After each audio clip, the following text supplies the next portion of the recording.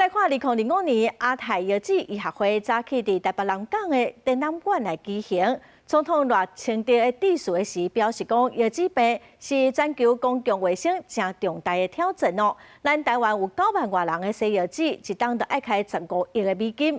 嘛望讲会当互愈来愈侪病人会当伫处理西药剂来提升生活品质。嘛望讲2035年哦，会当有18%的病人会当伫处理西药剂。 台湾西药剂人口超过9万人，过去有西药剂王国的称号。虽然最近2年慢性药剂病新发生率阁有涨倒，不过因为面对超高龄社会，未来西药剂的人口可能唔那袂减少。颠倒的增加，卫福部甲国家卫生研究院、台湾心脏病医学会合作，透过健保大数据分析，发布早期慢性药剂病年报，这也是亚太地区第一份药剂病照护指引。 他还没有肾脏有状况，但是他可能有一些危险因子，我们就把它纳入了。所以这一个叫做全方位，那甚至未来，我们希望所有健康人都注重他的生活状况。 卫福部表示，真侪药剂病患者初期症头无明显，常常因为无发觉到，转恶化做尾期，需要靠西药剂才会当活落来。也那三高是慢性药剂病进展和恶化的重要风险因子。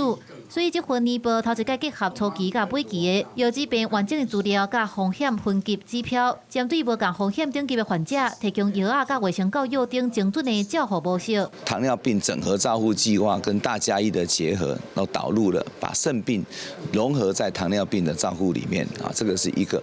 第二个呢，当然是血压的控制。 2025年，亚太心脏医学会初五透早伫台北的南港展览馆举行。总统热清德特别出席开幕典礼。热清德致辞时强调，世界卫生组织已经把慢性药剂病列入去全球健康的议题。按算台湾今年透析相关的费用会冲到15亿美金，大约是500亿的台票，直接影响到国民健康福利甲生活品质。所以希望透过这份早期的药剂病年报，强化体检甲预防。 希望2030年会当达到降低慢性病标准化死亡率1/3的目标。公司新闻采访报道。